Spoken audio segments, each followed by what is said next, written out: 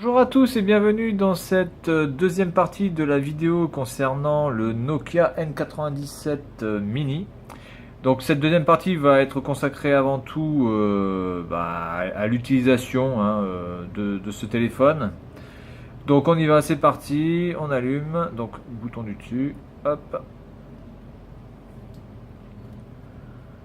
Alors première chose qui est assez conne dans ce téléphone, c'est qu'on ne peut pas changer de profil de son sans avoir de carte SIM. C'est-à-dire que si vous voulez vous mettre en silencieux, vous êtes obligé d'avoir une carte SIM pour pouvoir vous mettre en silencieux. Ce qui est d'une débilité sans nom.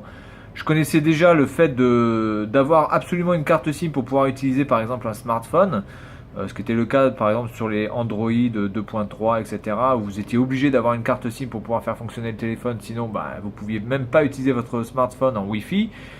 Là, on a atteint un autre niveau, on a atteint le niveau où on est obligé d'avoir une carte SIM pour pouvoir changer les profils audio, ce qui est complètement hallucinant ça.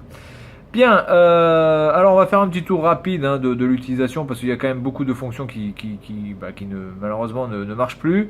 On va déjà essayer de se connecter peut-être au Wi-Fi. Alors le bouton pour les applications, c'est celui-ci, qui sert de micro, je pense en même temps. Donc setting, hop. Alors déjà l'un des premiers gros problèmes de ce téléphone en fait c'est le tactile, puisque je crois que vous êtes obligé d'appuyer deux fois en fait pour pouvoir choisir ce que vous voulez. C'est-à-dire que vous allez avoir un premier clic qui va être pour surligner, voilà, par exemple là c'est le mien ici, et un deuxième clic pour valider. Donc le tactile n'est pas vraiment très bien optimisé, puisque c'est vrai que par rapport à un smartphone on va dire classique, vous appuyez une fois et ça se met automatiquement. Là, à part pour le sous-menu où c'est direct, sinon vous êtes obligé de le faire. Alors attendez, là je suis obligé de le taper.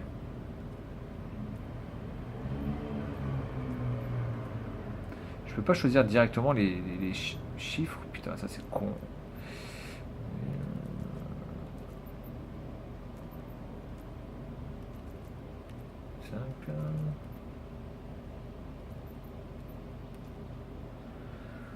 Ok, allez c'est parti.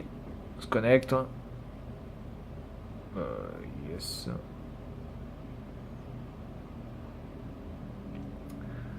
Donc le tactile est pas vraiment on va dire très intuitif. C'est assez laborieux en fait.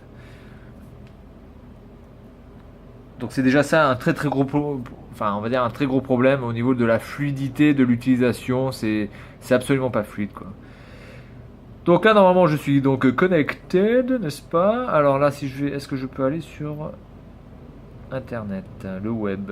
Allez, on va aller sur le web. Alors, on va aller sur Firestone. Alors Firestone c'est un.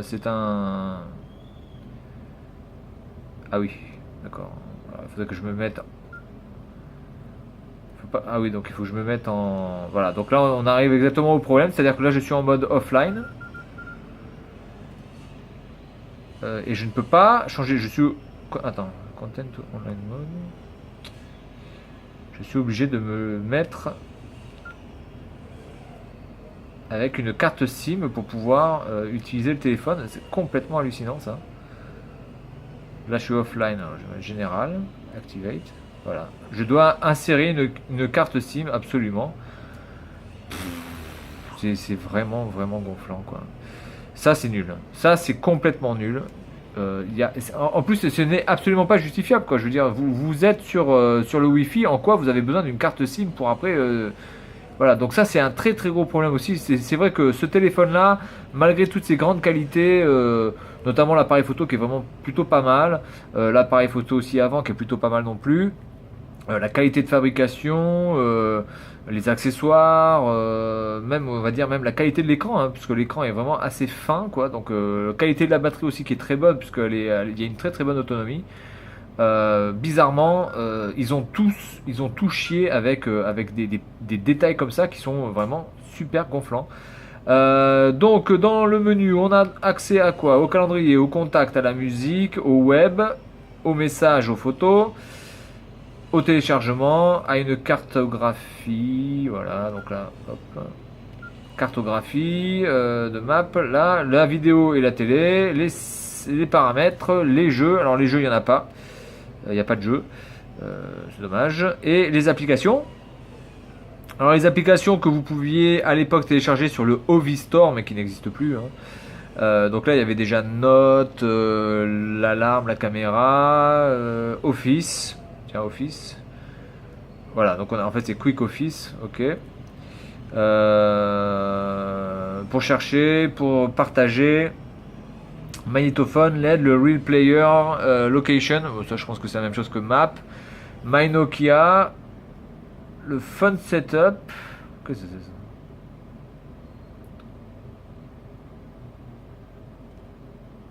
Est-ce qu'on peut mettre des choses en... Est-ce qu'on peut update ou pas?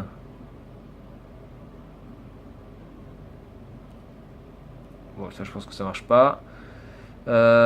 Podcasting, l'Access Setup, à propos, Lovistore, pour faire des dessins, enfin voilà, il y a quand même pas mal de petites applications sympas, il y a CNN, il y a encore, je crois qu'il y a Facebook, voilà, il y a Facebook. Bon, après il y a des trucs en chinois, il y a MySpace. Oh là, MySpace, qui utilise... Oh putain, il y a 2 fois Facebook? Qu'est-ce que c'est ce délire? Bon, il y a 2 fois Facebook, faut pas chercher à comprendre pourquoi. Il y a YouTube. Bref, on va dire que c'était quand même assez, voilà, assez complet. Par contre, c'est vrai qu'au niveau du tactile, regardez ça, regardez la vitesse. C'est mou, c'est dommage. C'est vraiment dommage que ce téléphone est complètement chié. Sa partie logicielle, comme d'habitude, hein, c'est toujours ça qui pêche énormément. Voilà, donc les messages. Alors, si on se met en mode... Pourquoi il y a 22 messages? Attendez, je regarde parce que je sais pas c'est à qui les messages ici. Donc admettons que je veux écrire, que je veuille écrire un message. Donc là je suis en mode texte comme ça, mais je pense que donc si je peux me mettre en texte, hop, voilà comme ça. Est-ce que c'est le chinois qui est pris ou pas? J'en sais rien. Donc ça c'est ça, d'accord, on s'en fout. Voilà.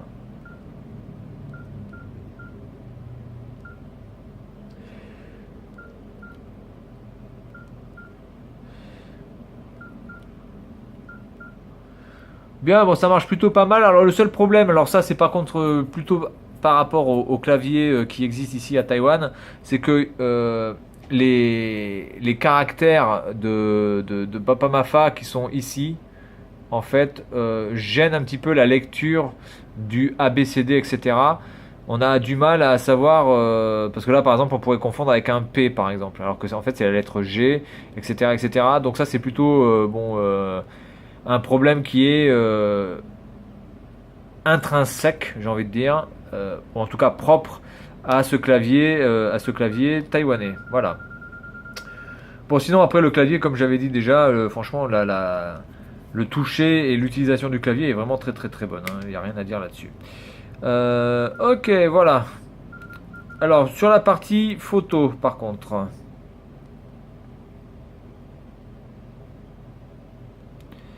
Alors sur la partie photo, on a plusieurs options. Évidemment, on a le flash. En option, là on peut utiliser la deuxième caméra. Alors en paramètres, là je suis au maximum, il me semble. Voilà, là je suis au maximum. Défaut image, capture tone, auto rotate image, memory use. Alors, on peut choisir si on veut la masse ou la phone. Ok, bon, pourquoi pas. Ou la carte externe. Ok. Ensuite là vous avez quand même pas mal de petites options.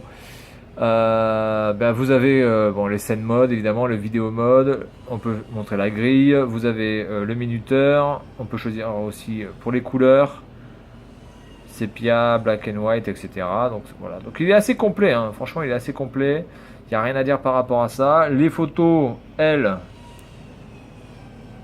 alors si je prends une photo comme ça, normalement On appuie une fois, on fait le focus. Voilà, donc là je suis avec le flash.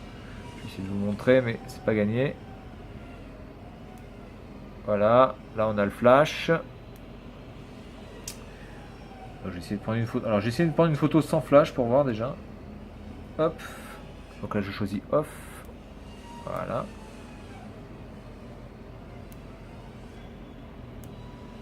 J'ai choisi off. Alors normalement il ne devrait pas prendre le...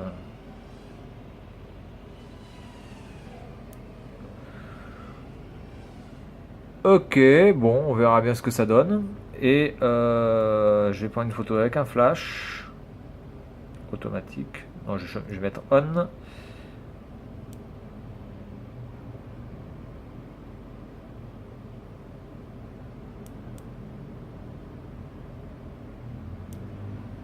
Ok. Back. Bon, ben voilà, plutôt pas mal, plutôt pas mal. Ça, pour la partie photo, franchement, il n'y a rien à dire, hein. Il est très, très, très performant. Enfin, pour l'époque, hein, encore une fois, on s'entend bien. Voilà. Bon, après, vraiment, toute la partie logicielle est vraiment très, très, très, très, très moyenne. Vraiment, vraiment. C'est dommage, c'est tellement dommage que ce téléphone n'ait pas pu bénéficier d'un OS vraiment adapté et beaucoup mieux conçu, puisque bon, premièrement le tactile est vraiment absolument pas fluide, des fois il faut appuyer deux fois, des fois il faut appuyer une fois. Quand on veut passer les pages web aussi, le glisser est très très lent. Donc voilà, si vous avez quand même une page web qui est très très longue avec on va dire une très très grande page, il vous faut une plombe pour arriver jusqu'en bas. Ça c'est un petit peu dommage. Voilà, donc toute la partie logicielle malheureusement a plombé ce téléphone. Voilà, sinon ça reste quand même un très très bon téléphone, d'une très bonne fabrication. Je sais pas s'il existe des ROM custom là-dessus, peut-être, hein, j'en sais rien. Mais en tout cas, s'il en existe et qui tourne extrêmement bien, ben, je vous conseille peut-être de les installer là-dessus parce que dans ces cas-là, vous pouvez quand même bénéficier d'un téléphone qui a de la gueule en plus. Voilà, il a de la gueule ce téléphone, ça c'est indéniable. Il a de la gueule et en plus il est vraiment très très pratique en main. Il est vraiment très très bien en main. Vraiment, on l'a bien en main et ça c'est vraiment très très bon. On peut voir quand même que Nokia, malgré le fait qu'il soit épais, beaucoup plus épais même qu'un 3GS, hein, parce que je pense qu'il doit être assez épais par rapport à ce que pouvait faire iPhone à l'époque. Vraiment, la prise en main est très très bonne. Voilà, on a vraiment un plaisir de la voir. Il n'y a aucun problème. La main se fait vraiment tout le tour sans aucun problème. On l'a bien. Par contre, là, je sens déjà, et ça fait très peu de temps que j'utilise, que la batterie chauffe déjà plutôt pas mal. Voilà. Et ça, ce clapet là, vraiment, ça c'est vraiment par contre de la merde. C'est dommage. Oui, le clapet ici parce que des fois il se déclipse ici sur la partie de gauche, donc ça c'est un peu con.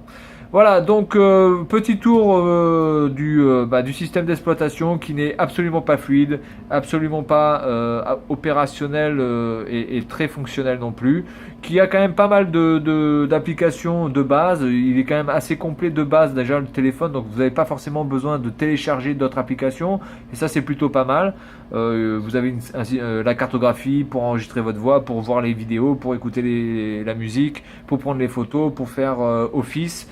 Donc c'est vrai que à la base, vraiment, il n'y avait pas besoin d'aller chercher d'autres applications sur le store.